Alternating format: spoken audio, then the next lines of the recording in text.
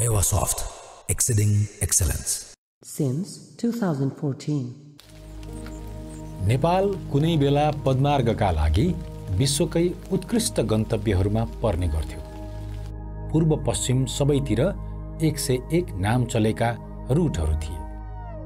नयाँ गन्तव्यहरूको खोज र विकासमा सम्बन्धित संस्थाहरूको अपार आलस्यता, समयसँगै भित्रिएको विकास, आधुनिकता र आवश्यकता अनि दूरदृष्टिको अभावमा हाम्रा लामा पदमार्गहरू बिस्तारै छोटिए वा मासिए। महिना दिनको अन्नपूर्ण चक्रीय पदमार्ग हप्ता दिनमा खुम्चियो। देशका अन्य विश्वप्रख्यात गन्तव्यहरूको पनि यही नियति भयो। भाग्यवश नेपालमा खोज्ने हो भने यस्ता गन्तव्यहरू असरल अनगिन्ती उपलब्ध छन् र यस्तै सम्भावना बोकेको एउटा उत्कृष्ट गन्तव्य हो दुधपोखरी।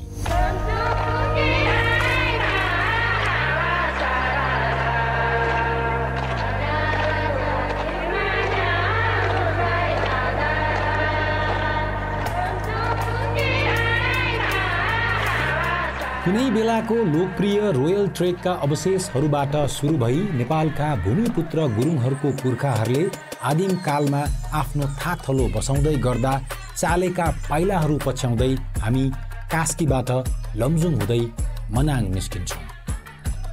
सुन्दर गाउँ बस्ती, ठुल्लेक, तप्राङ, थुर्जु जस्ता रमणीय लेकाली पाटन, लमजुङ हिमाल, अन्नपूर्ण र माछापुच्छ्रेको फेदै फेद पदयात्रा, पवित्र दुधपोखरीको दर्शन अनि नामुन्ला नाघेर पैदलै पोखरादेखि मनाङसम्मको यात्रा, सम्भावनाले भरिपूर्ण यो नयाँ पदमार्गमा हार्दिक स्वागत।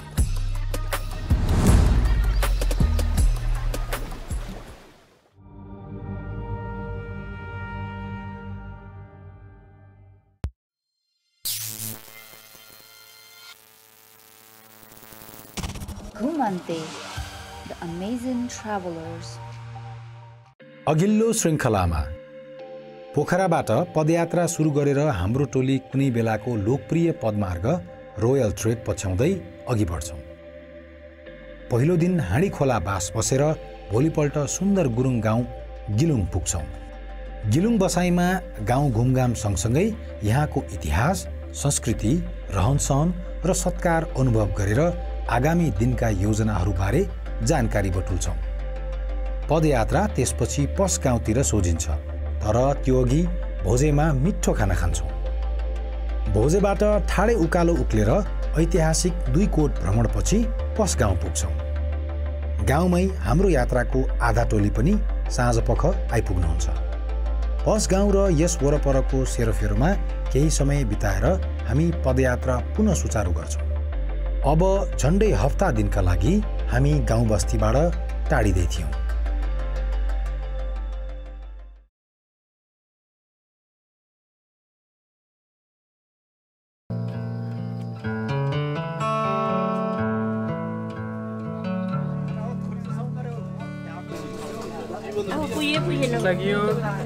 राम्रोसँग बस्नु होला।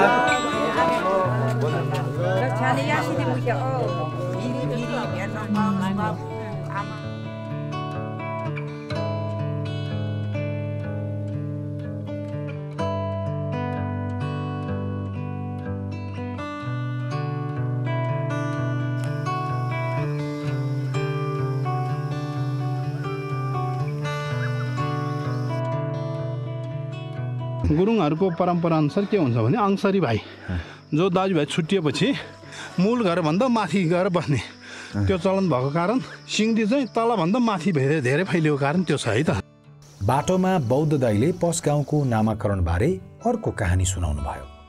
यो पस गाउँको जो नाम छ हाम्रो गुरुङ भाषामा पैको पय भन्ने गुरुङ भाषामा उन र को भनेको डाँडा, त्यो उनलाई धोएर सुकाएपछि एकै दिनमा सुक्ने भएपछि यो चाहिँ के राख्ने त यो गाउँको नाम भन्दा पैको राख्ने भन्दा पैको अहिले चाहिँ पस गाउँ भयो है त। यहाँ चाहिँ हाम्रो एकाप सर कुरिलो टिप्दै हुनुहुन्छ। यो सहर बजारमा पाउने भन्दा एकदमै राम्रो कुरिलो। हामी हिँडेको 5 दिन भयो अनि पहिलोचोटि हामीले 2000 मिटर को एलिभेसन क्रस गऱ्यौँ सर्वजना पाउने भन्दा ओरिजिनल कुरिलो वाइल्ड कसैलाई खुब मनपर्ने चिज हो क्या अरे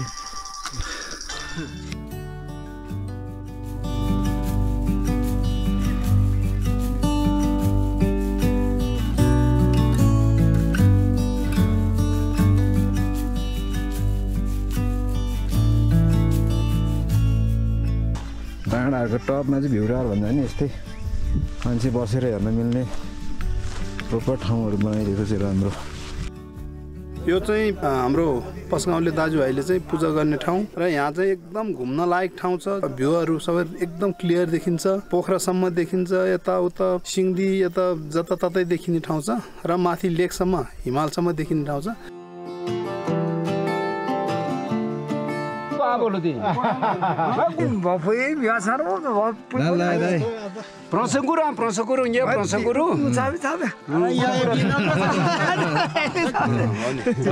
उहाँहरू भिरमौरीको मह काटेर फर्किनु भएको रहेछ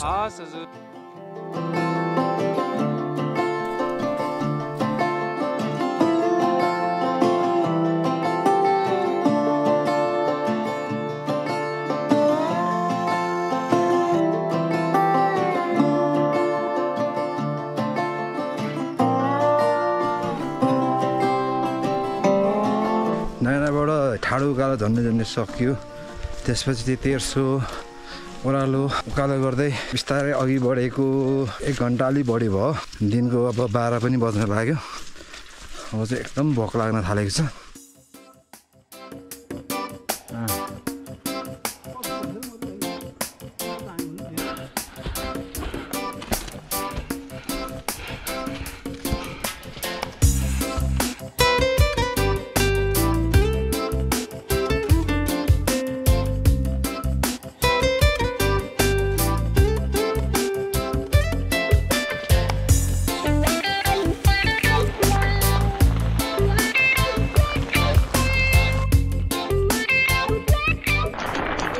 रेनफल भइरहेको होइन रमाइलो हाइक भइरहेको थियो है अलि पानी चाहिँ वाइल्ड बाट अलि जोगेर हिँड्नुपर्छ लन्च प्लेसमा आइसक्यौँ सबैले छाता रेनकोट लिएर आएको भएको कारणले गर्दाखेरि त्यस्तो कोही पनि वेट हुँदैन जस्तो लागिरहेको छ रविन्द्रजी के भन्न चाहनुहुन्छ तपाईँ यो लेकमा चाहिँ मेरो पहिलो यात्रा हो ट्रेकिङ त्यही भएर म एकदमै हर्षित छु एक्साइटेड छु ल यो मनसुन ट्रेक भनेर जति ग्ल्यामराइज गरे पनि यो दुःख भनेको चाहिँ एक्सट्रिम दुःख नै छ निरन्तर परेको पानीले दिउँसोको खाना बनाउन केही अप्ठ्यारो पर्यो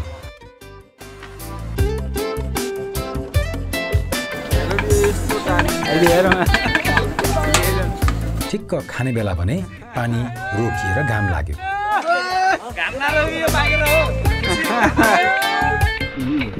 हाम्रो लन्च म्याक्रोनी करेन्ट चिज हामी लन्च सकाएर अब फेरि हिँड्दैछौँ टोलीका आदि साथीहरू चाहिँ भर्खर आइपुगेर खाजा खाँदैछ अघि परेको पानीले चाहिँ केही बेर चाहिँ एकछिन हत्याकै थियो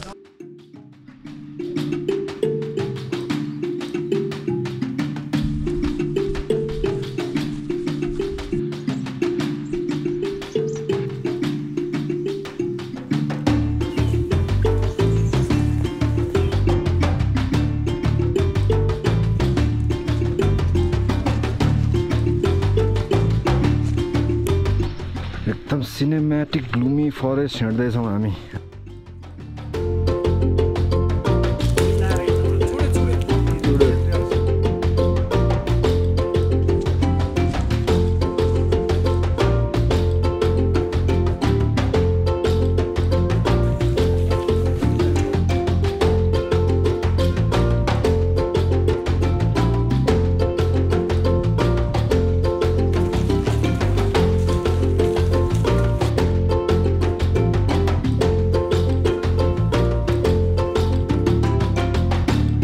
गाउँबाट हिँडेको झन्डै 8 घन्टा 8.5 घन्टापछि हामी चाहिँ आज नाप्रो भन्ने ठाउँमा आइपुगेका छौँ हिजो अस्तिभन्दा हामी हिँडेको दूरी चाहिँ निकै कम छ आज हामी 9 किलोमिटर मात्रै हिँड्यौँ तर अल्टिट्युड गेन चाहिँ झन्डै हाम्रो 1300 मिटर छ तल पस्गाउँदेखि यहाँसम्म आइपुग्दा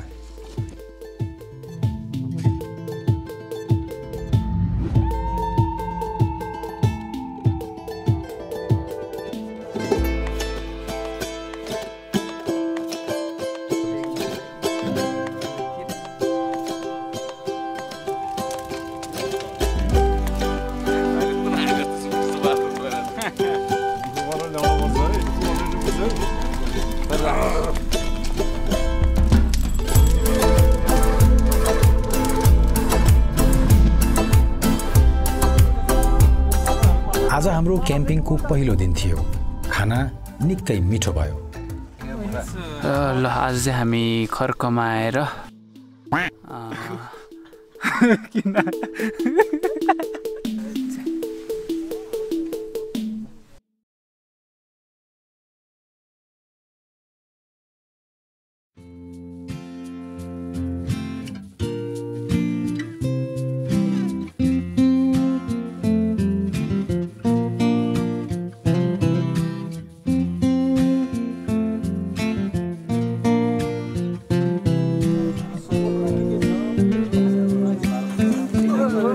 आजदेखि चाहिँ हामी अब स्टार्टिङ अल्टिमेटली 2800 प्लस अनि त्योभन्दा अझै माथि जाने भएकोले हामीलाई अझै एक्स्ट्रा एनर्जी चाहिन्छ। अनि त्यसको लागि मैले लिमी भ्यालीमा भने जस्तै बी पोलन ग्रान्युल्स यो चाहिँ ठ्याक्कै हनी नै हो, तर मौरीले उसको घारमा लगेर स्विट बनाउनुभन्दा अगाडिको पोलन्स कलेक्ट गरेको हुन्छ। डरले सबैले जुत्ताभरि भिडियो लगेछ।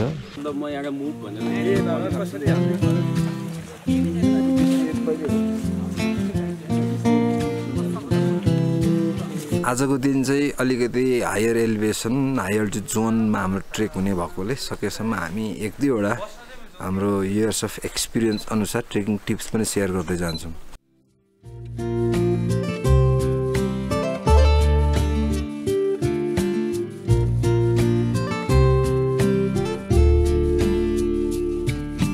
र आज चाहिँ हामी यात्राको पहिलोचोटि 3000 मिटरभन्दा माथि छौँ।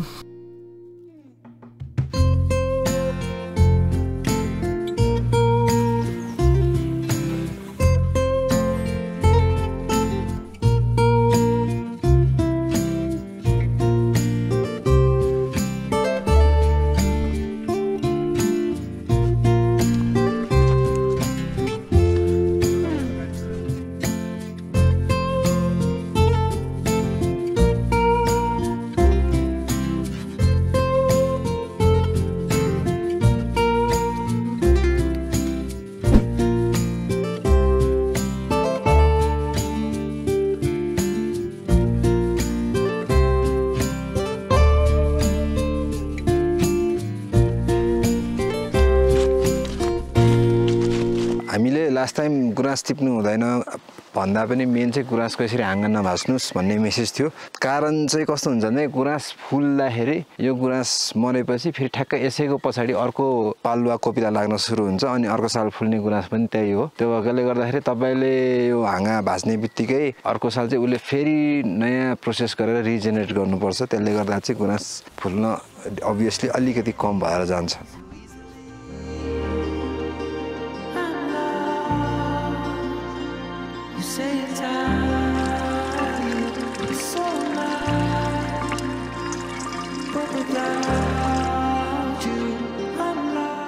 ल आफ्नो नाम भनिदिनु त नाम र ठेगाना।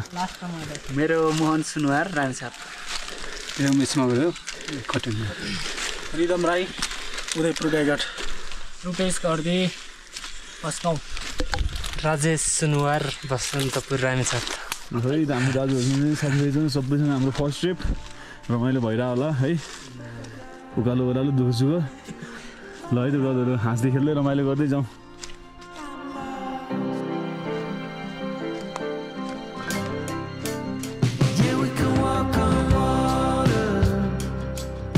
यस्तो यात्रामा हिँड्दाखेरि चाहिँ high energy high protein foods खानुपर्छ। जस्तो हामीले यो खाइरहेको यो इनर्जी बारमा हेर्नुभयो भने काजु पिस्ता तिल एकदमै हाई इनर्जी ग्रेन्सहरू छ।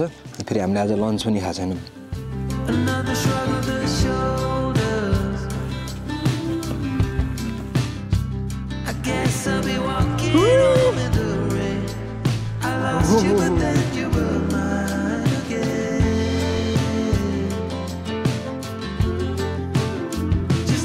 हामी अहिले चाहिँ हाजुतो बाटो आइपुग्यौँ अनि यहाँबाट चाहिँ हामी पहिला क्रप्पु कोलासत्तर ट्रेल गरेको पार्ट इन्टरसेक्ट गऱ्यौँ। तर लास्ट टाइम हामी आउँदा चाहिँ एकदमै ठुलो पानी परेको थियो, त्यही भएर एकदम हतार हतार। यसपालि चाहिँ आनन्दले सबै मजा लिएर हिँड्न पाइएको थियो यो बाटो।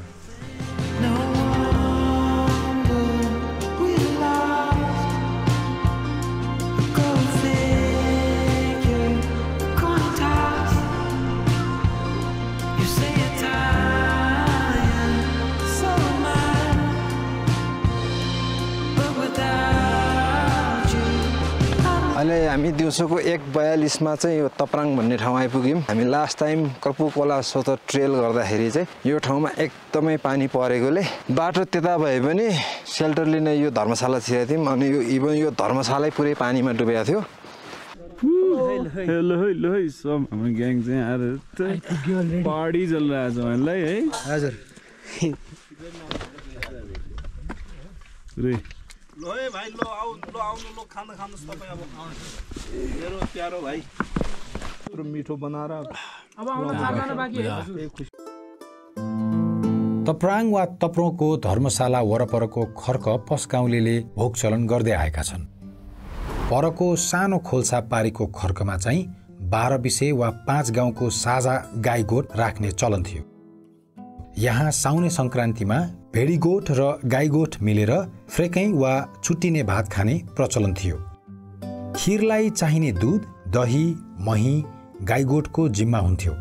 मासु र अरू तिहुनको जिम्मा भेडीगोठको। उता तल गाउँमा साउने संक्रान्तिको भाग भनेर चामल, रासन खर्च पानी सम्बन्धित गाउँलेहरूबाट उठाएर माथि पुर्याइन्थ्यो। गाउँबाट जाने भेडीगोठ र गाईगोठका सबैले एकै ठाउँ भोज खाएपछि भोलिपल्ट भेडीगोठ माथि लेक नागीतिर सर्थ्यो। गाईगोठहरू नजिकैको अर्को ठाउँमा सर्थे। विडम्बना, आजभोलि गोठहरू न्यून भइसकेकाले यो रमाइलो प्रचलन लोप भइसकेको छ।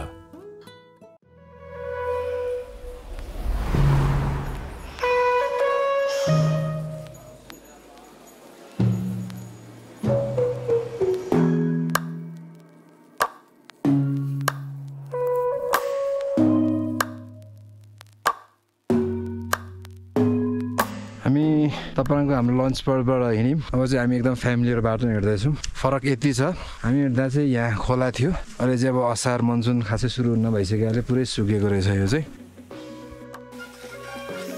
स्वागत कार्यक्रम छ हाम्रो सबै दाजुहरूलाई है, दाजुभाइहरूलाई, साथीहरूलाई।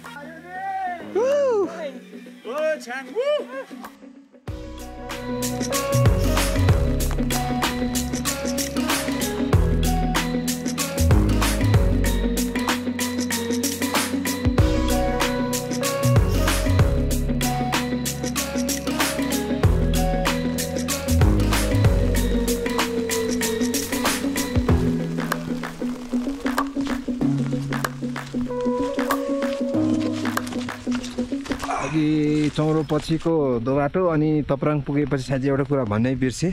परार साल आउँदा पनि चौरो पछि चाहिँ एक थोपा जुगै थिएन भन्दा पनि हुन्छ। कहीँ कहीँ एक दुईवटा होला, नत्र जुगा छँदै छैन। र आज पनि त्यो माथि तप्राङदेखि हिँड्दाखेरि एक ठाउँमा पनि जुगा चाहिँ कहीँ कतै आएको छैन। यो चाहिँ हामी अब जहाँसम्म लाग्छ जुगा फ्री जोनमा पुगिसक्यौँ।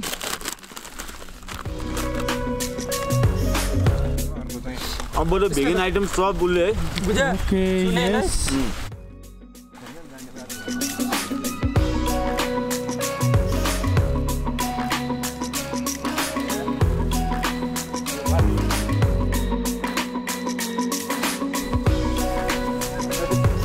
नाप्रोबाट हामी बिहानै 8:30 बजीतिर निस्केका थियौँ।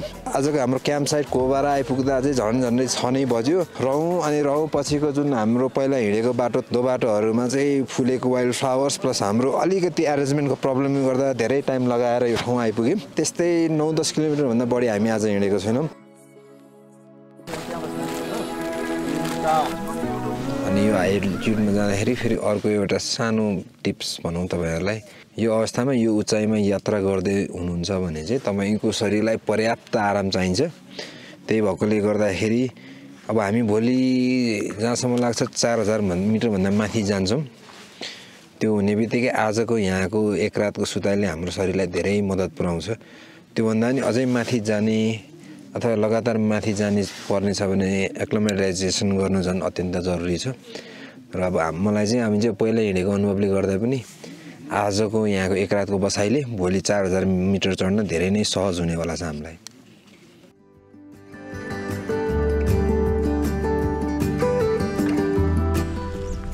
साथी मित्र विकास प्रेमी भनेर भन्दै गरे अरूले है, जीवन ब्रदरले स्वागत चाहिँ, वेलकम चाहिँ ब्रदर।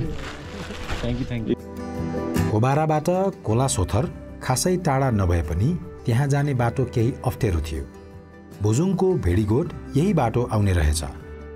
समूहका केही साथीहरू त्यता जाने सोचमा हुनुहुन्थ्यो, तर अन्तिम समयमा त्यो योजना स्थगित भयो। हामी पहिला पनि कोलासोथर पुगिसकेका छौँ।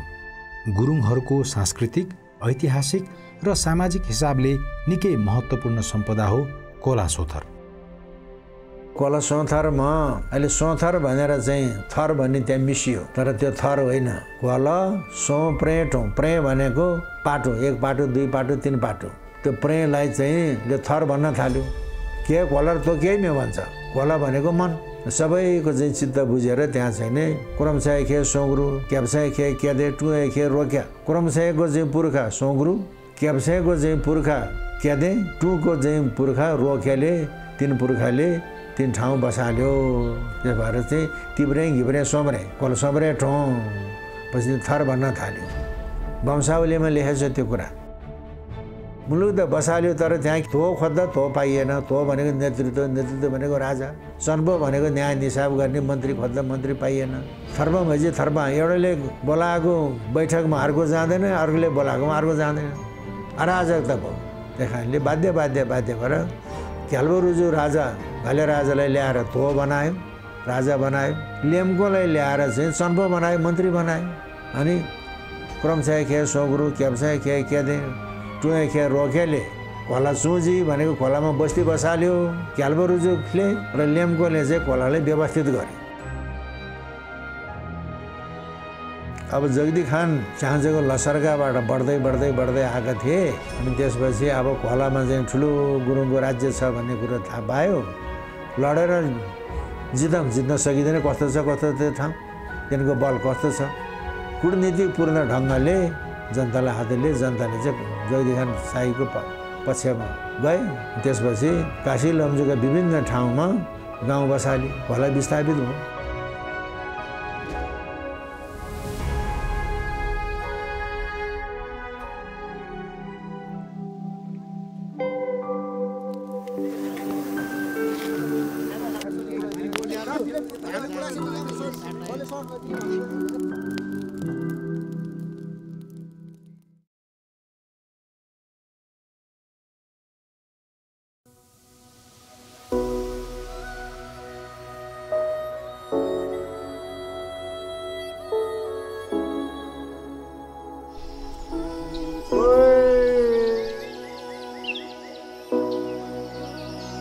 सबैजनालाई गुड मर्निङ फ्रम कोबारा।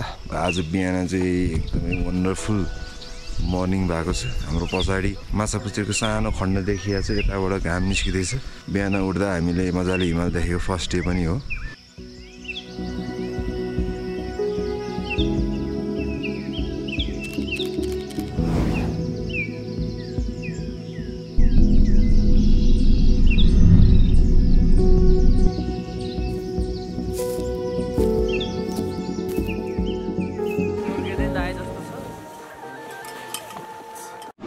यो आजको हाम्रो ब्रेकफास्टमा स्पेसल तरकारी अन्डा। धन्यवाद। आजको बिहान चाहिँ एकदमै रमाइलो घमाइलो भयो, मजाले घाम लागेको छ, बादलहरू बिस्तारै फर्म हुँदैछ। हामी 3300 मिटरको अल्टिट्युडबाट हाम्रो ट्रेक सुरु गर्दैछौँ। यो ठाउँको नाम चाहिँ कोबारा, अनि यसको कारण भनेर चाहिँ हिजो दाइले पछि भन्नुभयो। परपर डाँडाको ठ्याक्क बिचमा र बटकोको सेपमा भएकोले गर्दाखेरि चाहिँ यो ठाउँको नाम कोबारा भएको रे।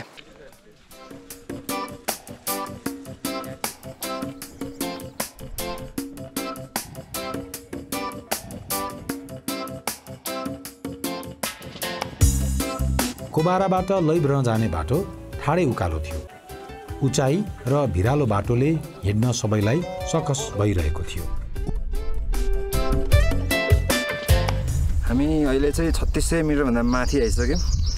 यो अझै केयरफुल हुनुपर्ने अल्टिट्युड हो।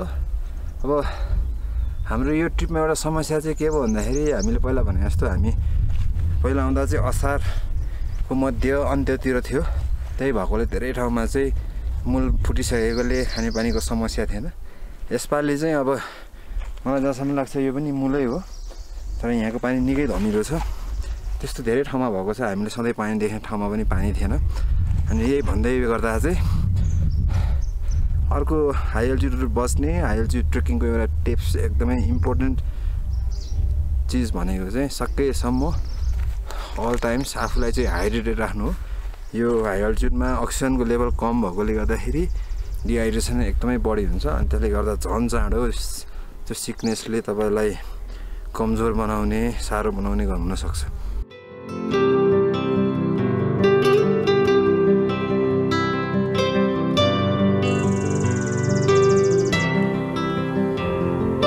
उकालो कटेपछि सुन्दर सानो फाँट आइपुग्यो।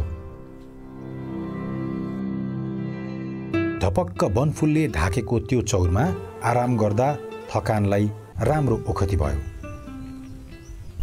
वीरेन्द्र के छ चाहिँ हाम्रो वीरेन्द्रको हाइएस्ट अल्टिट्युड रेकर्डै हो 3600 प्लस कस्तो लागिरहेछ? अलि आनन्द देख्दाखेरि हेर्दाखेरि भ्यू देख्दाखेरि यस्तो वाइल्ड फ्लावरहरू देखाएको थियो पहिला त देखिएन।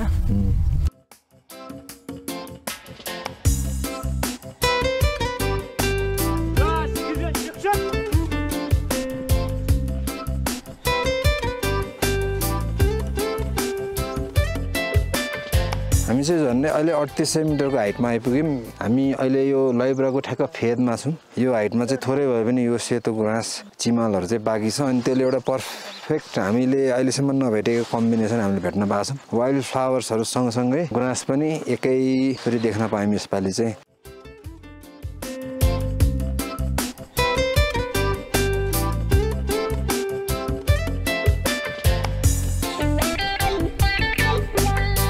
हामी लैब्रा पुग्ने बेला चाहिँ सबै घाम बादलले ढाकेर एक्कासी हुस्सु एकदमै लागेको छ अनि हामी सँगसँगै हिँडिरहनु भएको थियो। पछाडि हाम्रो टानको साथीहरू उहाँ चाहिँ धेरै बेर भयो आउनु भएको छैन।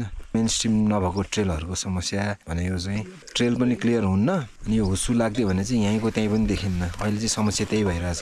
सो हामी चाहिँ एउटै ग्रुपमा स्टिक भएर सँगै हिँड्ने भनेर रिग्रुप हुन यहाँ वेट गरिरहेको छौँ उहाँहरूको। पछाडि रहेका साथीहरूलाई पर्खिँदै गर्दा माथि पाखामा मान्छेको गुनगुन सुनियो। को होला भनेर यसो हेरेको 3-4 जना दाजुहरू यार्सा गुम्बद टिप्न आउनु भएको रहेछ।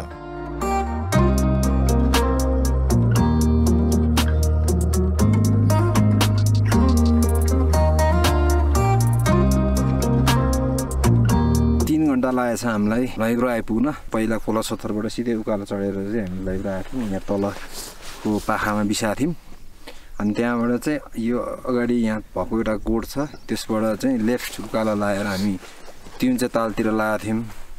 अब आज चाहिँ हामी खोला हुँदै ठुल्लेक जाने भएकोले गर्दा यो बाटो स्ट्रेट जान्छौँ।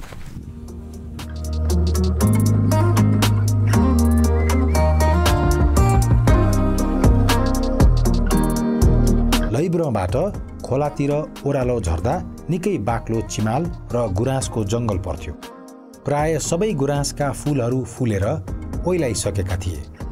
ढकमक्क चिमाल फुलेकै बेला आउन पाएको भए कस्तो हुन्थ्यो होला भन्ने कल्पनाले मनै खिन्न बनाएको थियो।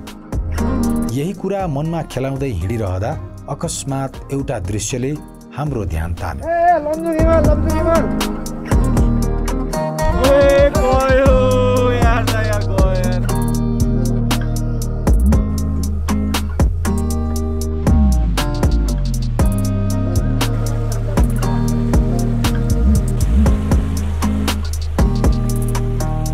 पोखराबाट हाम्रो लन्च स्पट यो पुङ्गु खोला आइपुग्न चाहिँ हामीलाई 4.5 घन्टा थोरै कम लाग्यो। अनि यो दौरान चाहिँ लैब्राको माथि आउँदा हामी 3800 मिटरभन्दा माथि थियौँ भने त्यहाँबाट चाहिँ तिउन्चे जाने बाटो छोडेर यो ठुल्लेक जाने बाटो समात्यौँ। अनि एकदमै ठाडो ओह्रालो झरेर हामी करिब 200 मिटर तल झरेका छौँ।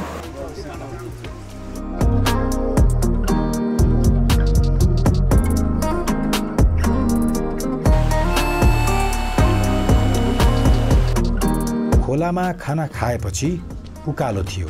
खानाले पेट डम्म परेकाले हिँड्न सुरुमा निकै सकस पर्यो।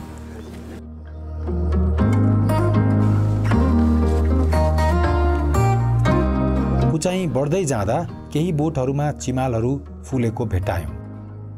गुराँस प्रजाति र उचाइ अनुसार ढिलो चाँडो फुल्ने हुँदा यी चिमालहरू अझै ओइलाइसकेका थिएनन्।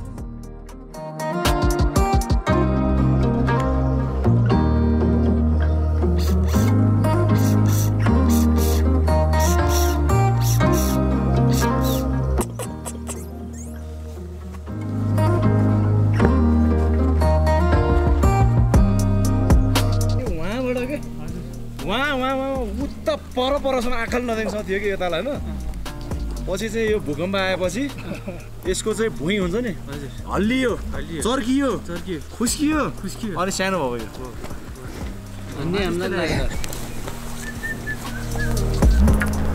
हामी होपफुल्ली अब ठुल्लेक जाँदाखेरि पर्ने ठाडो उकालोको चाहिँ एन्डिङ पोइन्टमा छौँ अनि यो पोइन्ट पुगेसँगै हामी 4000 मिटरमा छौँ यो अल्टिट्युडमा आइपुग्दाखेरि चाहिँ हाम्रो बडीले अलिकति डिफ्रेन्ट एक्ट गर्न थाल्छ जस्तो भारीहरू अलिक गरुङ्गो हुने पाइला चाल्न गाह्रो हुने तपाईँलाई पनि त्यस्तो भइरहेछ भने चाहिँ धेरै बल चाहिँ नगर्नुहोस् हाम्रो पेस आज एकदमै स्लो छ डिस्टेन्स पनि धेरै कभर गरेका छैनौँ किनभने यो भनेको चाहिँ अझै रिस्की जोन हो यो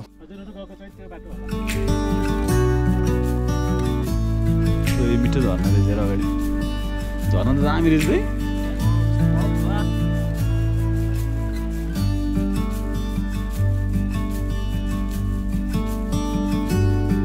हामी आज चाहिँ झन्डै 8 घण्टा लगाएर ठुल्लेक चाहिँ आइपुग्यौँ हामीले पहिला देखेको ठुल्लेक भन्दा अझै वरै हो तर आज हाम्रो यो क्याम्प साइट चाहिँ ब्युटिफुल स्पटमा छ भाइहरू टेन्ट लाउने प्रयास गर्दैछ अनि आज हामीले एकदमै थोरै दूरी कभर गरेका छौँ खास चाहिँ कम्पेरिटिभली 8.8 किलोमिटर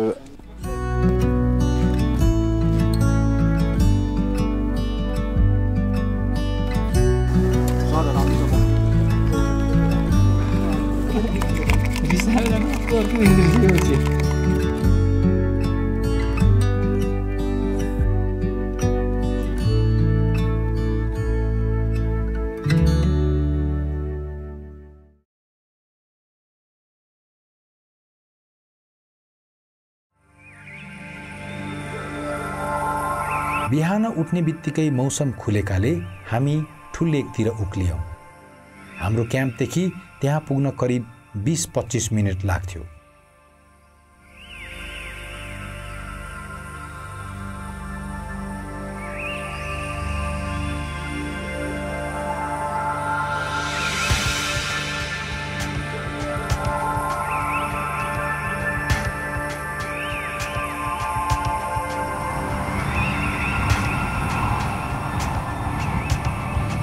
यो ठाउँ हाम्रो लागि नौलो होइन तर आज यसरी खुलेको मौसममा देख्दा धेरै नौलो लागिरहेछ हामीलाई एउटा शब्द छ नि मृग तृष्णा भन्ने धेरैचोटि आइयो यो ठाउँमा कहिले ब्याट्रीले साथ दिएन कहिले समयले साथ दिएन र आज फाइनली हामीले मनको धोको पुरा गर्ने गरी ठुल्लेक एक्सप्लोर गर्यौँ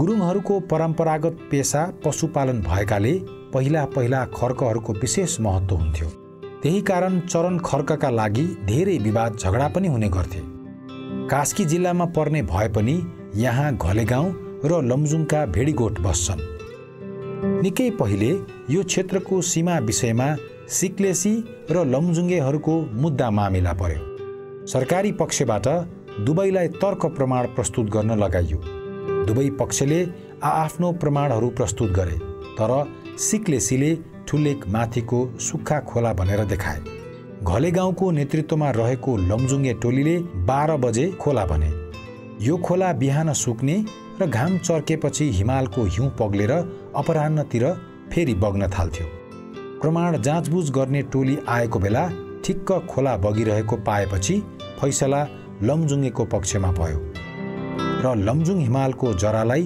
साँझ सिमाना तोकियो घलेगाउँलाई भुजुङले सघाएका कारण ठुल्लेकको माथिल्लो तालमा उहाँहरूको भेडीगोठ रहन थाल्यो भने तलको तालमा घलेगाउँको भेडीगोठ बस्न थाल्यो पस गाउँलेले पनि सो विवादमा घलेगाउँको साथ दिएकाले ठुल्लेकको तल्लो भागको खर्क उहाँहरूको भागमा पर्यो हाम्रो टोली बसेको त्यही खर्कमा हो मुद्दापछि सिक्लेसको आफ्नो खर्क नरहने भयो आपसी मेलमिलाप गरी ठुल्लेक माथिको डाँडा जसलाई सिक्लेसीले तोचोपा भन्छन् त्यहाँदेखि उताको कोरी मिजे फुलु जस्ता खर्कहरू सिक्लेसीलाई भोगचलन गर्न दिने सहमति भयो आज पनि ताङथिङ वा सिङदेलीका भेडीगोठहरू ठुल्लेक आउन परेमा घलेगाउँले भेडीगोठलाई शेरमा तिर्ने प्रचलन छ शेर्मा भनेको खर्क प्रयोग गरे बापत तिरिने शुल्क बुझ्न सकिन्छ।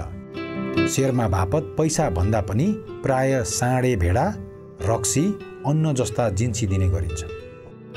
पहिला लमजुङ र कास्कीको सिमाना मादी नदी मानिन्थ्यो। विक्रम सम्वत 2032 सालपछि मादीको साटो रुदी खोलालाई सिमाना तोकियो। यसका कारण लमजुङका 6 गाउँ ताङथिङ, याङजाकोट, बारचोक, घाचोक, नागीधार र पाख्रीकोट कास्की जिल्लामा गाभिए। यी गाउँहरूसँगै लमजुङेले भोगचलन गर्दै आएका थुप्रै लेकाली खर्क पाटनहरू पनि नक्सामा कास्कीतिर पर्न गए। यो निर्णयका कारण धेरै भेडीगोठहरूले बेला बेला प्रशासनिक झमेला बिहोर्न पर्यो भने गाउँ गाउँ बीच खर्कलाई लिएर सीमा विवादहरू पनि भएका थिए।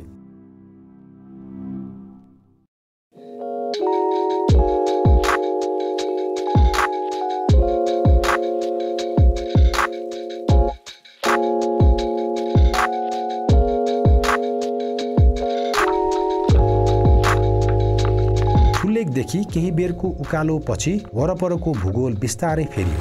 अब चट्टानी भूभागहरू बढी देखिन थाले। केही बेर पछि बाटो स्पष्ट देखिन छाड्यो। यही दुविधामा बाटो खोज्दै जाँदा हाम्रो टोली तितर बितर भयो।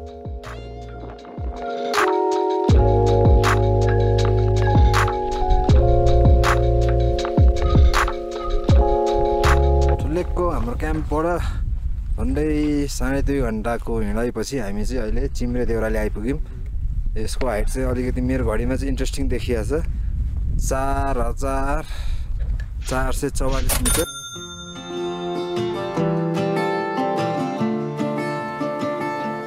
भुजिया खाएर उद्घाटन गर्दैछ, खाइदियो वीरेन्द्र।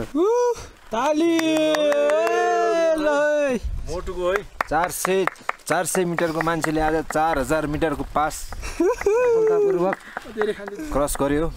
चाहिँ केही नगरिकन लम्कीवासीहरू तपाईँहरूको छोरोले तपाईँहरूको नाम राख्यो। यसको उपलक्ष्यमा मैले 1 हक दिएँ है त। ओहो, त्यस्तो हक हो धन्दै तेरी म।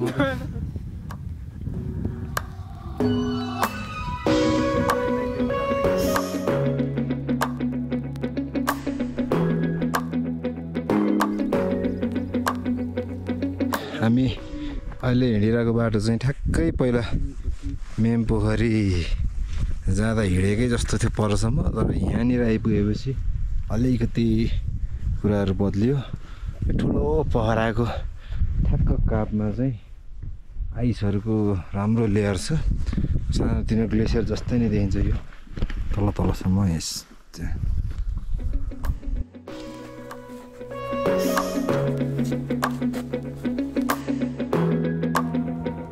चिम्रे देउरालीबाट ठाडो उकालो सकिएको थियो, तर बाटो भने अझै लामै बाँकी रहेछ। भिरको साँघुरो बाटो निकै बेर हिँडेपछि बल्ल थुर्जु देउराली आइपुग्यो। हामी 5.5 घन्टामा चाहिँ यो फुर्जु देउराली आइपुग्यौँ। यो एकदमै अनौठो टाइपको देउराली टु देउराली हाइक भयो। चिम्रे देउरालीदेखि फुर्जु देउराली हामी झन्डै तेर्सो बाटो नै आइपुग्यौँ।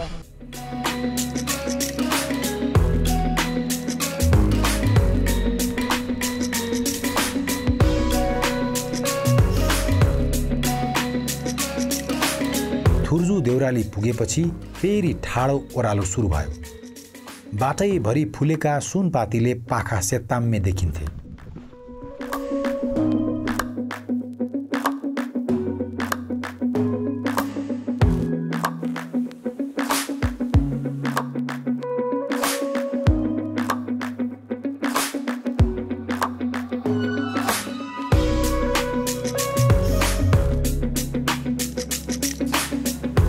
करिब 6 घन्टाको ट्रेकिङ पछि हामी चाहिँ आज थुर्जु आइपुग्यौँ। आज हामीले ओभरअलमा झन्डै 9 किलोमिटर हिँडेछौँ। हेर्दा थोरै लागे पनि अलिकति अप्ठ्यारो थियो बाटो, किनभने हाई अल्टिट्युड एरियामा धेरै नै हिँडेका थियौँ अनि अहिले पनि त्यत्रो हिँडेर त्यत्रो ओह्रालो झरेर पनि अझै पनि हामी 4050-4100 हाराहारीको अल्टिट्युडमा छौँ। तर यो भ्याली चाहिँ एकदमै सुन्दर एकदमै मन परेको भ्याली हो। पहिल्यैदेखि फोटो देखेरै आज यहाँ बस्ने सपना पनि पुरा भयो।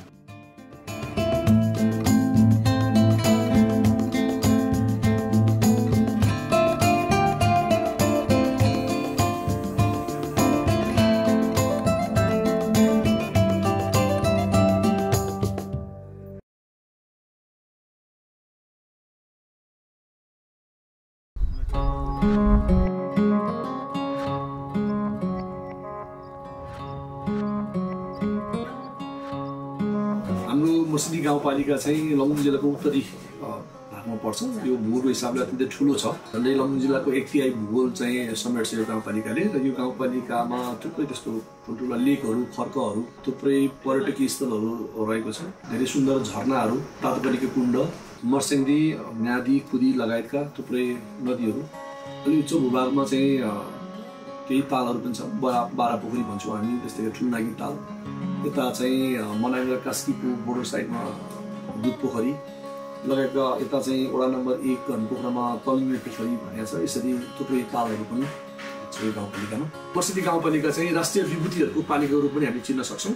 डाक्टर हर्क गुरुङ जो भूगोलविद हुनुहुन्थ्यो, उहाँको जन्मस्थल र समाधिस्थल पनि मर्सिडी गाउँपालिका वडा नम्बर 7 मा पर्छ, पाङ्चोक भन्ने गाउँमा।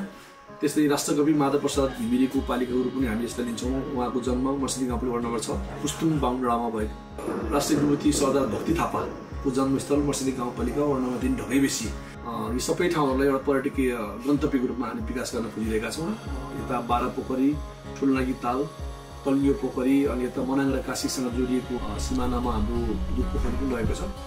त्यसलाई पनि एउटा पर्यटकीय गन्तव्य रूपमा हामी विकास गर्दैछौँ। थुप्रै होमस्टे गाउँहरू Ghanpokhara, Siurung, rock garden, Tamang homestay, Bhusme, Bhalamchok homestay लगायतका गाउँहरू हाम्रो होमस्टे गाउँको रूपमा हामी स्थापित गर्दैछौँ त्यसलाई। थुर्जुमा भएको यो ताललाई काली ताल भनिन्छ। दुध पोखरी दर्शन गरिसकेपछि यो ताललाई हेर्न नहुने विश्वास रहेको छ। झुकेर काली ताल हेरेमा दुध पोखरीसँग मागेको वर पूरा नहुने र आशीर्वाद नलाग्ने मान्यता छ। विशाल थुर्जु पाटन खासमा भेडीगोठ बस्ने खर्क हो। यहाँ लमजुङ, कास्की र मनाङबाट दुध पोखरी तीर्थ आउने सबै एक दिन बास बस्ने गर्दछन्। भोलिपल्ट आधा रातमै उठेर दुध पोखरी दर्शन गरी आआफ्नो घर फर्किने प्रचलन रहिआएको छ। तीर्थयात्रीहरूकै लागि भनेर यहाँ धर्मशालाहरू पनि निर्माण भएका छन्। घन पोखरेलीहरूले भोगचलन गरिआएको थुर्जुमा सिउरुङ्गेहरूको दाबी परेपछि यहाँ पनि एक समय विवाद भएको रहेछ। यो विवादमा घन पोखरेलीले जनसङ्ख्या धेरै भएको भुजुङ गाउँसँग सहयोग मागेछन्। दुवै गाउँ मिलेपछि सिउरुङ्गेहरू पछि हटे र थुर्जुमा घन पोखरेलीकै भेडीगोठ बस्न थाल्यो। आफूलाई पर्दा सहयोग गरेको कारण बाचा अनुसार भुजुङ्गेहरूलाई दुध पोखरी जाने बाटोतिरको खर्क दिइयो। नायोलीहरू भाइ खलक भएकाले उहाँहरूको पनि खर्क थुर्जुको एक भागमा बस्यो। सँगसँगै ज्वाइँ चेला साइनो भएका लामा गाउँ वा ताङ्गीको भेडीगोठ पनि यहाँ बस्न थाल्यो। यता विवादपछि सिउरुङ्गेहरूको चरण क्षेत्र कालीतालसम्म मात्र सीमित भयो। 5 गाउँको खर्क भएको ठाउँ भएकाले थुर्जुलाई ngथर पनि भनिन्छ। गुरुङ भाषामा 5 लाई ng भनिन्छ। थुर्जुको अर्को महत्त्व यसको अवस्थिति हो। पहिला तिब्बतको ढुङ्गे नुन प्रयोग हुने बेला गण्डकी प्रदेशमा 2 प्रमुख नाकाबाट नुन भित्रिन्थे। एउटा लार्के पास हुँदै भिन्थाङबाट र अर्को मुस्ताङको लोमान्थाङ हुँदै टुकुचेबाट। तल्लो लमजुङका बासिन्दा मर्स्याङ्दी तिरैतिर नुन लिन जान्थे। उत्तर पश्चिमी लमजुङ लगायत कास्कीका स्थानीयलाई भने सो बाटो घुमाउरो पर्ने भएकाले यही थुर्जुको बाटो हुँदै नुन लिन जान पाएक पर्थ्यो। यो नुन लिन भोट जाने व्यापारिक मार्गको एउटा प्रमुख नाका नै थियो। ठिक्क उचाइ, सहज बसोबास र अनुकूल वातावरण भएकाले यो नुन लिन जानेहरूका माझ लोकप्रिय बिसौनी थियो। थुर्जु उपत्यकालाई घेरेर बसेका डाँडाहरू सबै एकैपट्टि झुकेका छन्। यही उपत्यकाको अर्को पहाड पग्रे वा भग्रेको दिशामा। घ्याब्रीहरूले मुस्ताङको पाण्डे खोला सिरानतिर पर्ने लुप्रा गाउँलाई कुलदेवता मान्छन् भने पग्रेलाई पच्युहरूले कुलदेवता वा प्रमुख गुरु मान्छन्। पुरानो लोकोक्ति अनुसार नायुदेखि तल काहुँ भन्ने एउटा ठुलो गुरुङ गाउँ थियो। त्यो गाउँमा एकजना निकै शक्तिशाली तन्त्र मन्त्र टुनामुनामा निपुण सबै धामी विद्या जानेका झाँक्री थिए रे। यिनै शक्तिशाली गुरु अहिलेको थुर्जु उपत्यकाको पग्रेमा आई विलिन वा समाधिस्थ भएछन्। गुरु विलिन भएपछि उनका अनुयायी पच्युहरूलाई समस्या पर्यो। पछि आफ्नो गुरुको हंस बसेको ठाउँ पग्रे भएकाले पेँ पढ्न विद्या आर्जन गर्नका लागि पच्युहरू यहाँ आउन थाले र आफ्नो कुलदेवता मान्न थाले। पच्युहरूको यही शक्तिशाली कुलदेवताको हंस बसेको ठाउँ भएकाले थुर्जुका सबै पहाडहरू सम्मान स्वरूप पग्रेको दिशामा आदरले झुकेको मानिन्छ।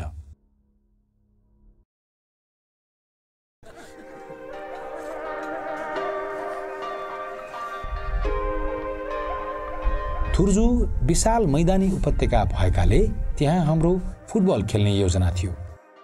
भोलिपल्ट माइला दाई र टोलीका केही सदस्य पस गाउँ फर्किँदै थिए। त्यही टोलीका एक सदस्यले बिहानै हामीले बोकेर लगेको फुटबल लिएर हिँडेछन्। फुटबल खेल्ने हाम्रो सपना अधुरै रह्यो। फुटबल नभएपछि अब छेलो हान्ने सल्लाह भयो।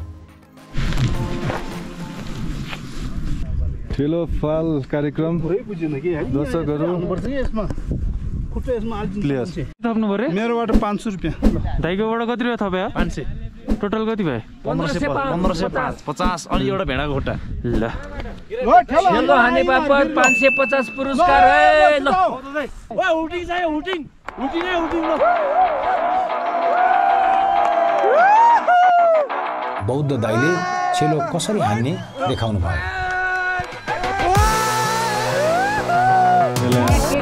नियमहरू रोकिए र खेल सुरु भयो।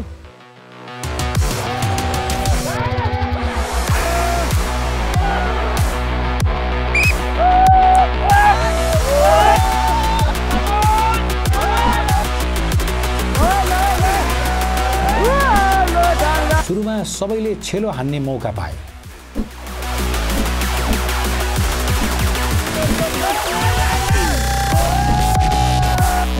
त्यसपछि टाढा हानेकाहरूलाई फेरि एक मौका दिइयो। यो राउन्ड भने निकै प्रतिस्पर्धात्मक भयो। तान, एक्याप र घुमन्तेका प्रतिनिधिहरूको तेस्रो चरणमा निकै घम्साघम्सी पर्यो।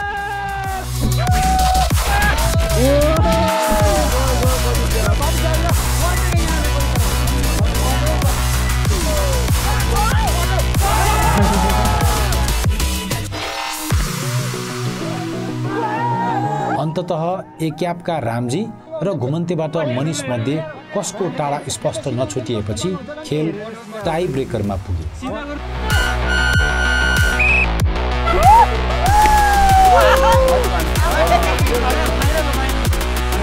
आफ्नो परिपक्वता र संयमको उत्कृष्ट प्रदर्शन गर्दै रामजीले युवा जोशका मनिषलाई हराउँदै छेलो हान्ने खेलमा बाजी मार्नुभयो।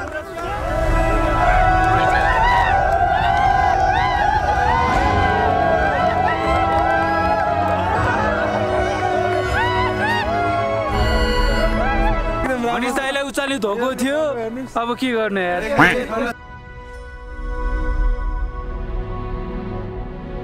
र मुख्य अहिले एउटा अर्को गन्तव्यको रूपमा हामीले यो दुध पोखरीलाई जोड्न खोजिरहेका छौँ। कास्कीबाट विशेष गरी अब कास्कीलाई हामीले पर्यटकीय राजधानी पनि भनेका छौँ।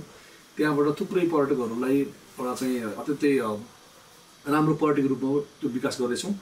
कास्कीबाट यता मर्से लम्जु खोला सोथार हुँदै घनपोखराबाट दुध पोखरीसम्म पैदल यात्रा जान सक्ने। दुध पोखरीबाट थुर्जु लेक हुँदै माथि तिमाङ हुँदै मनाङबाट चाहिँ यो पर्यटकीय यो अन्नपूर्ण पर्यटकीय पदमार्गमा जोडिन सक्ने कुरा र ती ठाउँहरू चाहिँ आफूमा अत्यन्तै सुन्दर छ।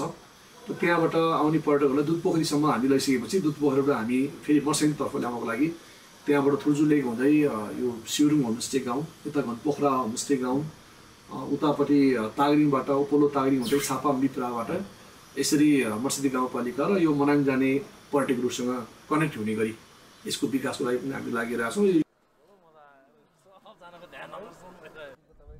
थुप्चुबाट हामी लन्च खाएर दुधपोखरी जाँदैछौँ। अलिक ढुङ्गेन बाटो भएकोले अब यो उसबाट चप्पलबाट हामी स्विच गर्दैछौँ सुजमा।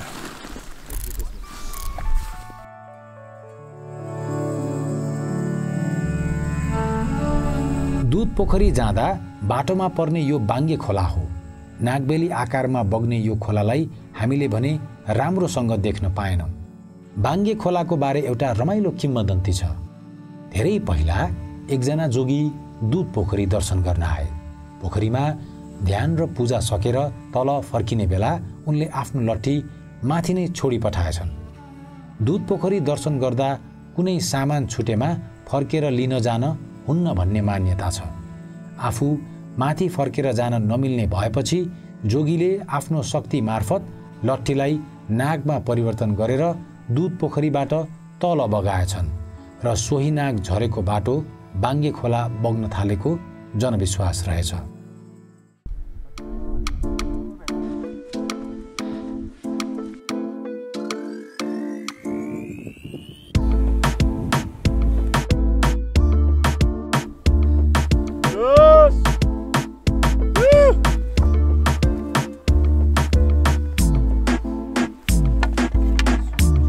हाम्रो यसपालिको एकदम भरपर्दो लोकल गाइड चाहिँ अभिषेक मुगुमान थियो हामीसँग।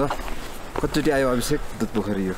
म यो गरेर 4 चोटि। 4 भनेपछि 7 पुऱ्याउने कि 5? अब हेर्दै जाऊँ भाइ। कुन सिजनमा आयो?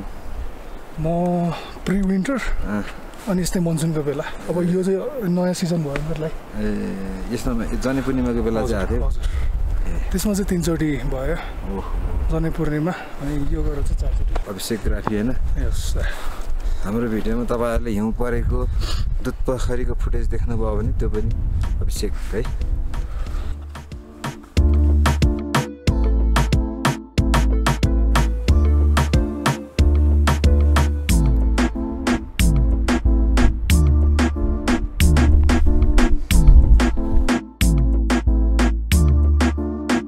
सुरुमा हामी यही हिमताललाई दुधपोखरी सोचेर रमायौँ, तर दुधपोखरी यहाँभन्दा थोरै माथि रहेछ। पहिलोचोटि पुग्नेहरू प्राय यहाँ आइपुगेपछि झुक्किने गर्दा रहेछन्।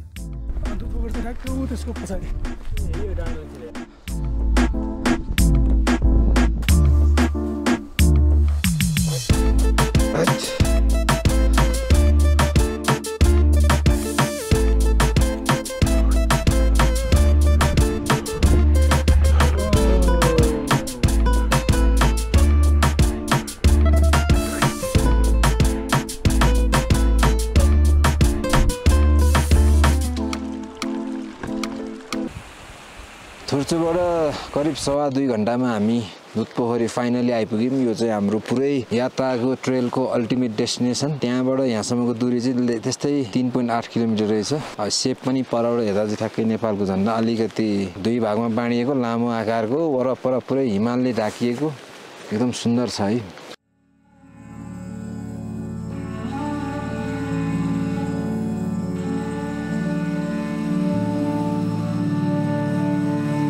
दुधपोखरीमा हाम्रो साथी अशोक चाहिँ आउनु पाउनु भएन, त्यही भएर उहाँले उहाँको घरबाट उहाँको बाबाआमालाई एकदम श्रद्धा साथ बाटेर पठाउनु भएको आफ्नै हातले।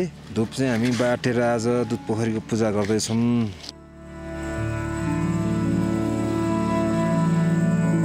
काशी लमजुङका लेकाली गुरुङहरूको छोरीहरू आफ्नो जीवनमा एकपटक जनै पूर्णिमामा दुधपोखरीको यात्रामा जान पर्ने, माघे सङ्क्रान्तिमा ढुङ्गे साउको जात्रामा आउनु पर्ने त्यो थियो। ठिटा तरुनी मात्रै हिँड्ने होइन, बाउमातीहरूको चाहिँ अग्रजहरूको अगुवाईमा चाहिँ हिँड्थे। गुरुङका चाहिँ नि प्राकृतिक पोखरीको रूपमा चाहिँ उसलाई चाहिँ मानेको छ। किनभने ठुलो पोखरी, ठुलो छहरो, ठुलो ढुङ्गा, ठुलो रुख देख्यो भने त्यहाँ कुनै देवता छ भन्ने अवधारणा छ। प्रकृति पूजाकै क्रममा त्यहाँ चाहिँ गए। अन्तको होइन, खिलाङ, ताङतिङ, सिग्लेस उता लमजुङतिरकाहरू ठिटा तरुनीहरू दुधपोखरी नआउन जाने, अनि लमजुङतिरकोहरू चाहिँ नि दुधपोखरी नागेर मनाङसम्म पुग्ने। कोही त मनाङ मात्रै नबगेर थोरङ पास गरेर अनि मुक्तिनाथसम्म पनि पुग्ने। घ्योकै घ्यो भनेको दुधपोखरी जाँदा गाउने गीत त्यो पर्यावरणीय गीत भनेर नाम राखेको छु मैले। त्यता गीत गाउँदै रमाइलो गर्दै जाँदै गर्ने हो। त्यही कारणले दुधपोखरी भनेको बाहुन छेत्रीको पनि आस्थाको केन्द्र, गुरुङहरूको पनि आस्थाको केन्द्र।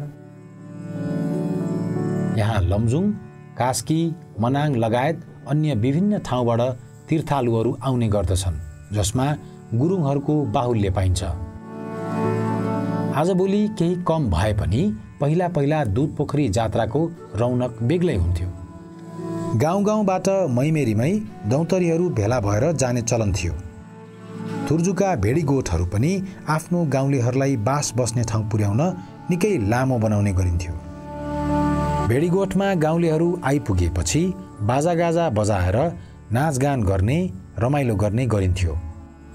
जात्रा गएको टोलीले पनि भेडीगोठालेहरूलाई कोसेली बोकेर लगेका हुन्थे। भोज खान केही रकम दिने गर्थे। तीर्थ सकेर फर्किने बेला लेखको अलिकति सुनफुल, बुकीफुल, धलीजरा वा भूतकेश टिपेर लाने चलन थियो। यो गाउँबाट दुधपोखरी आउन नसकेका बाउमाइती आफन्तहरूलाई कोसेली हुन्थ्यो। जात्रा टोली गाउँ पुग्दा गाउँलेहरूले तीर्थव्रत गरेर आएकोमा स्याबासी दिँदै तीर्थालुहरूलाई स्वागत गर्ने, स्याहाइ गर्ने प्रचलन अद्यापि रहेको छ। ट्रेकिङ ट्रेल्सहरूको व्यापक कमी भइरहेको समयमा कास्की, लमजुङ र मनाङ जोड्ने सुन्दर भव्य this is Thurchu Thullek and Dudhpokhari for you.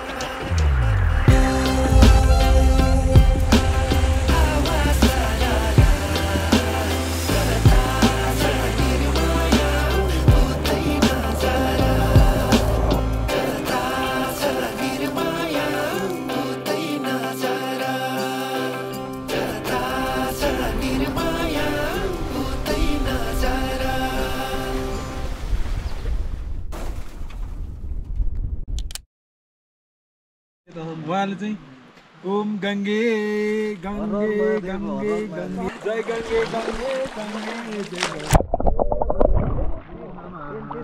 Om Kashi Kashi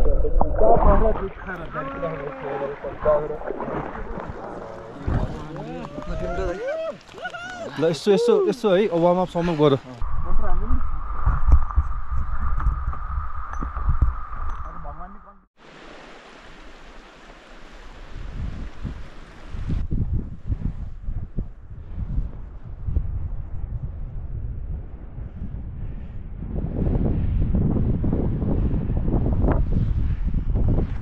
अनि त्यसपछि लास्टमा कफी र अनि त्यो तानेर हिँड्नु हो ल खै हामी दुधपोखरी भ्रमणपछि टक्क लाएर ढुङ्गाको ओत पारेर बस्ने भनेको के खासै ओत त पर्दो रहेछ है बिचमा रहेछ अझ स्पेस त्यो पनि टक्कै एउटा यहाँ स्पटमा बिहान 2 बटुको थुक्पा हाने पनि यति उकालोले यति हिँड्दाखेरि गलायो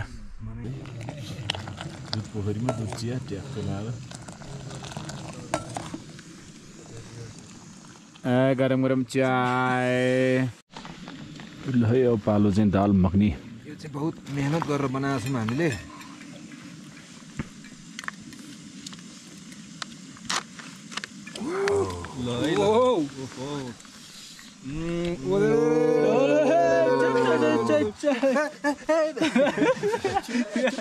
पर्फेक्ट पाक्यो ल वीरेन्द्र ल पहिला ल प्लास्टिकै ल वीरेन्द्रलाई टेस्टी जान्छ मशरूम छोइला र उता स्क्रैम्बल्ड एग्स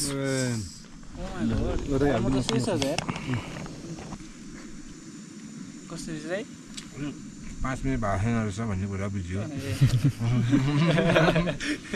तडका चाय आधी पोख्यो यार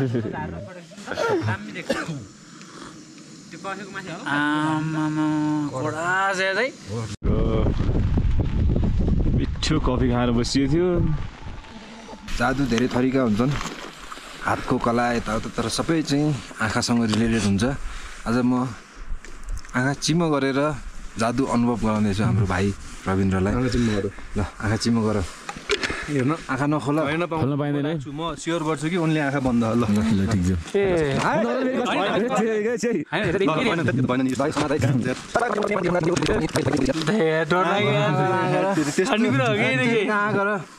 टोका टक्का ल जवाब एकछिन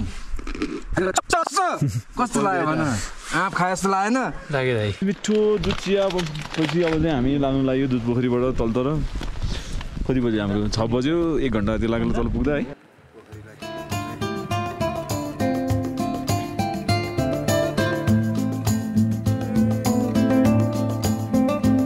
यो मर्सिडी गाउँपालिका धेरै सम्भावना भएको पालिकाको रूपमा रहन्छ यी सबै क्षेत्रहरू आफैमा अत्यन्तै सुन्दर छ अत्यन्तै रमणीय छ यहाँ पर्यटकहरूको निम्ति एउटा छुट्टै आनन्द हामी लिन सक्छौँ त्यसैले सबै स्थानीय स्वदेशमा रहेका वैदेशिक विदेशमा रहेका तमाम पर्यटकहरूलाई म गाउँपालिकामा आउन र यी पर्यटकीय स्थलहरूमा घुम्नको निम्ति सबैलाई एकदमै आग्रह गर्न चाहन्छु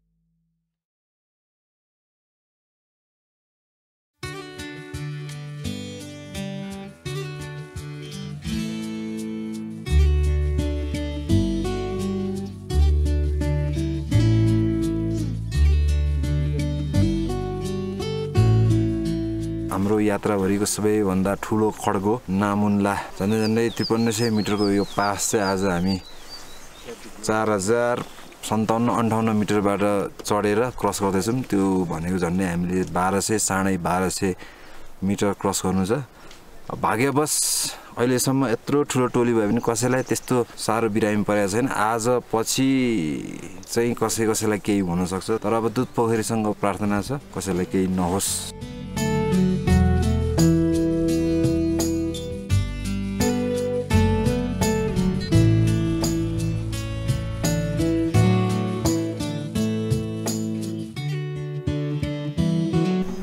अहिले चाहिँ यो दो बाटोमा छौँ हिजो चाहिँ दुध पोखरी हामी सिधै उकालो गएको थियौँ आज चाहिँ यताबाट राइट लिएर त्यहाँ पर भएको झोलुङ्गे पुल क्रस गरेर हामी नामुन लाको बाटो जान्छौँ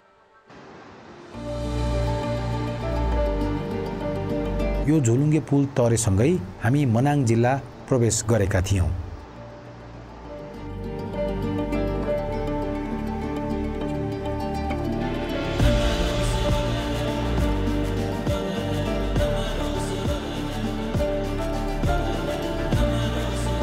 हामी हाम्रो क्याम्पबाट हिँडेको 1.5 घन्टा जति हुन लाग्यो अनि अहिलेको अल्टिट्युड भनेको झन्डै 4250-4300 छ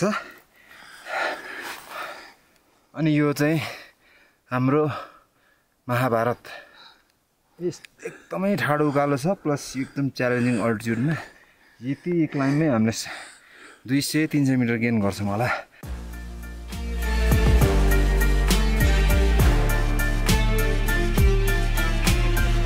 अब नामुन भन्ज्याङ नपुगुन्जेलसम्म उकालै उकालो मात्र थियो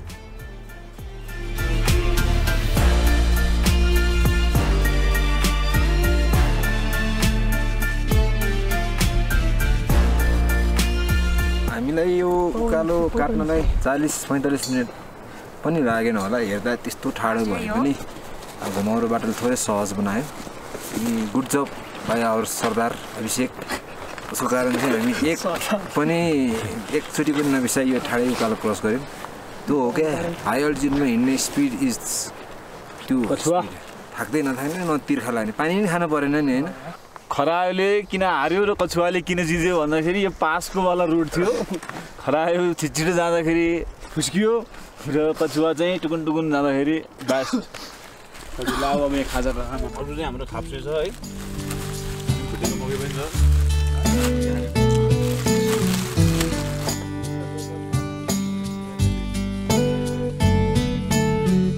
ठाउँका देउरालीहरूमा अडिँदै सुस्केरा मार्दै हामी अगाडि बढ्यौँ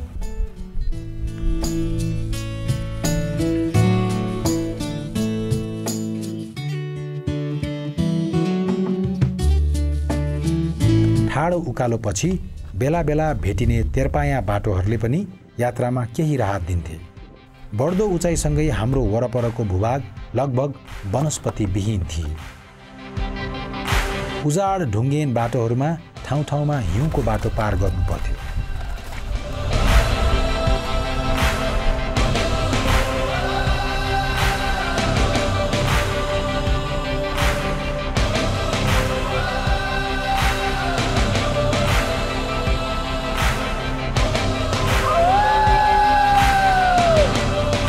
फाइनली 4 घन्टा 12 मिनटमा हामी यो गुरुङ देउराली नामुनला पास आइपुग्यौँ नामुनला यसको हाइट चाहिँ हामीले सोचे जस्तो 5300-5200 छैन रहेछ अघि नै पनि मलाई पास आयो भन्दाखेरि चाहिँ मैले भनिरहेको कुरा नै त्यही थियो 5200 भए त नआउनु पर्ने भनेर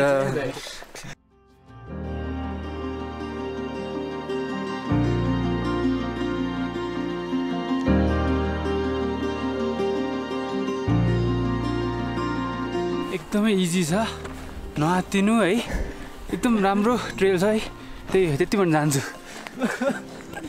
पास भरि कस्तो भएर सोच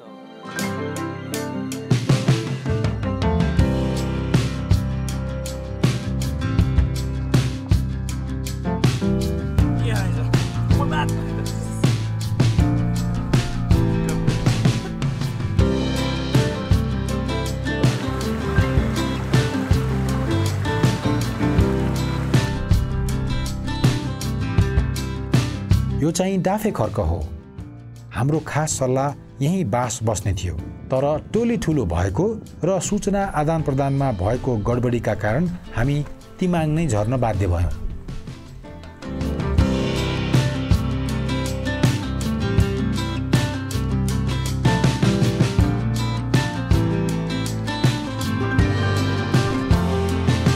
हामी सधैँ पास गर्दाखेरि पास चढेर पासको टुप्पामा पुगेपछि संसार जिते जस्तो खुसी हुन्छौँ सधैँ त्यो पासपछि आउने ओह्रालो बिर्सिन्छौँ आज पनि हाम्रो त्यही हालत भएको छ यो ओह्रालो झरेछौँ र हामी अहिले चाहिँ 4000 मिटरबाट तल बिस्तारै झर्दैछौँ अनि बल्ल ट्री लाइन पनि सुरु भयो यो खालको गुराँसहरू अघिसम्म देखिएको थिएन डाफे खर्कबाट तिमाङ नजिकै होला भन्ने हाम्रो अनुमान थियो निरन्तर ओह्रालो झर्दै गर्दा हामीलाई आफ्नो गल्तीको आभास हुन थाल्यो डाफे खर्कदेखि तिमाङ पुग्न निकै समय लाग्ने रहेछ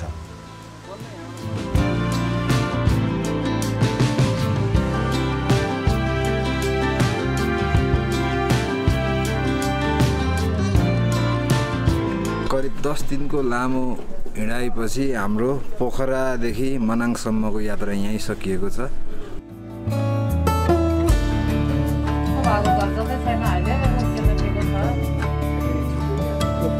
टोलीका केही साथीहरू तिमाङ आइपुग्दा बेलुकाको 9:30 बजेको थियो।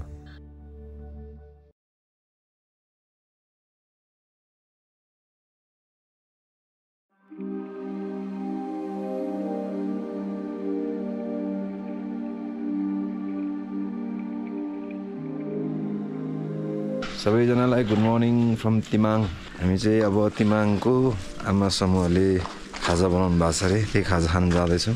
धेरै पछि अलिकति प्रपर ब्रेकफास्ट खान जाँदैछौँ हामी। हाम्रो खास प्लान चाहिँ आएर हाम्रो आमाहरूकोमा बस्ने थियो। आमाहरूको चाहिँ अझै पनि अन्डर कन्स्ट्रक्सन छ होटल। यो पछाडिको दामी बन्दैछ, पछि आउनुभयो भने चाहिँ बस्नु होला है। ल मनाङमा मिठो स्वागत।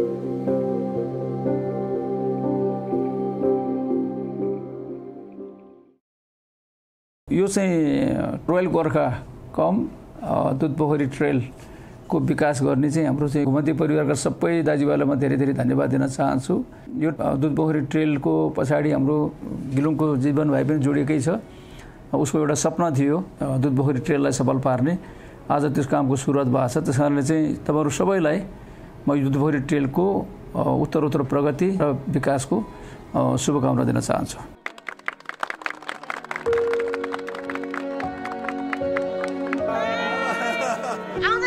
मजाले तिमाङको आमा समूहसँग बिदाबारी भएसँगै हाम्रो रोयल गोर्खा ट्रेल र दुधपोखरीको 9 दिने एकीकृत यात्रा सकिएको थियो। फर्की हेर्दा पोखराबाट हिँडेरै मनाङ पुगिएछ। नाम चलेका पदमार्गहरूको सङ्कुचन तीव्र भइरहँदा करिब 8-10 दिन लामो यो पदमार्ग उत्तम विकल्प हुन सक्छ। मनाङमा पुगेर सकिने भएकाले कुनै समय विश्वको उत्कृष्ट गन्तव्य मानिने चक्रीय अन्नपूर्ण मार्गसँग यो पदमार्ग जोड्न सके पदयात्रामा नेपालले गुमाएको थोरै आभा र आकर्षण फेरि बिउताउन सकिन्थ्यो।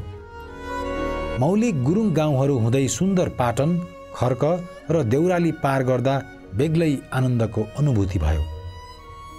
ठाउँ ठाउँमा भेटिने सुन्दर ताल तलैया, चिमाल र गुराँसका जङ्गल, हिमाली जडीबुटी र पाटनै भरि फुलेका रङ्गी बिरङ्गी वनफुल अनि माछापुच्छ्रे, लमजुङ, मनास्लु, अन्नपूर्ण हिमश्रृङ्खलाका अनुपम दृश्यावलीले हाम्रा प्रकृति प्रेमी मनलाई यात्राभरि तरङ्गित बनाइरहे।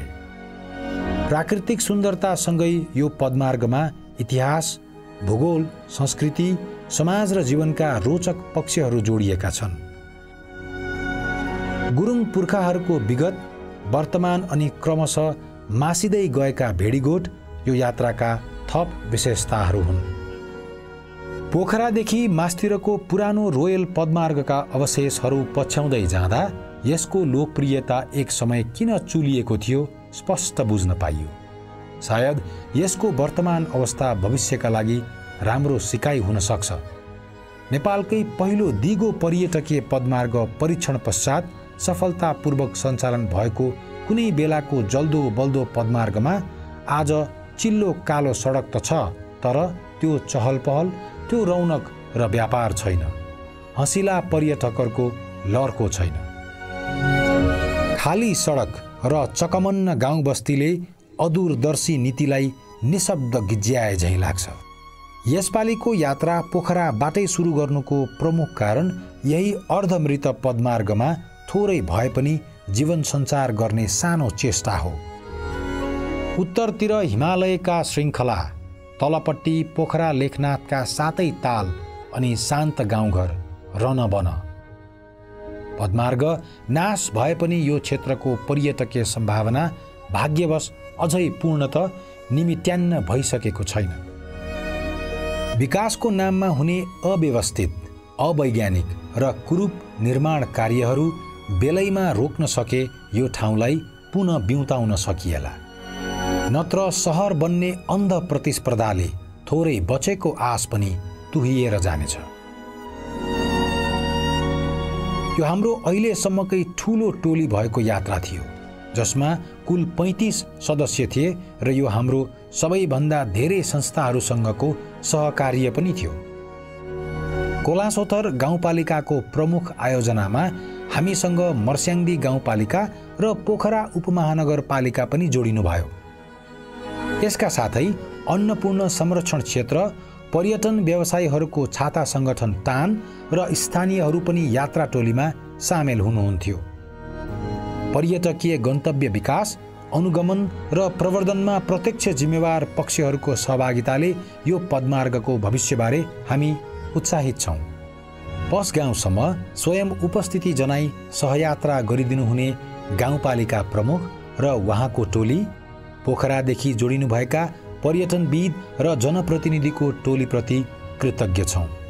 यो ठूलो जमातलाई यात्राभरि मिठो पोसिलो खान्की र बस्नलाई न्यानो डेरा पुर्याइदिनुहुने भान्से शेर्पा टोली, पानी झरी केही नभनी ढुवानीमा सहयोग गर्नुहुने सम्पूर्ण सहयोगी टोली, थुर्जुसम्म गाइड गरिदिनुहुने माइला दाई, सबैलाई मुरी मुरी धन्यवाद। यात्राको सुरुवातदेखि अन्त्यसम्मै सुमधुर साथका लागि घन पोखरेली मित्र अशोक र नवीनलाई आभार र सम्झना। अनि झन्डै 4 वर्ष आफ्नो समय, शक्ति, स्रोत खर्चेर दुध पोखरी यात्रा सम्भव गराउन अनवरत लागि परेका मित्र जीवन गुरुङलाई विशेष धन्यवाद। यात्राभरि आफ्नै सम्झी गाँस, बास, माया र साथ दिनुहुने सम्पूर्ण आमाबुबा, दिदी बहिनी, दाजुभाइहरूमा हार्दिक नमन।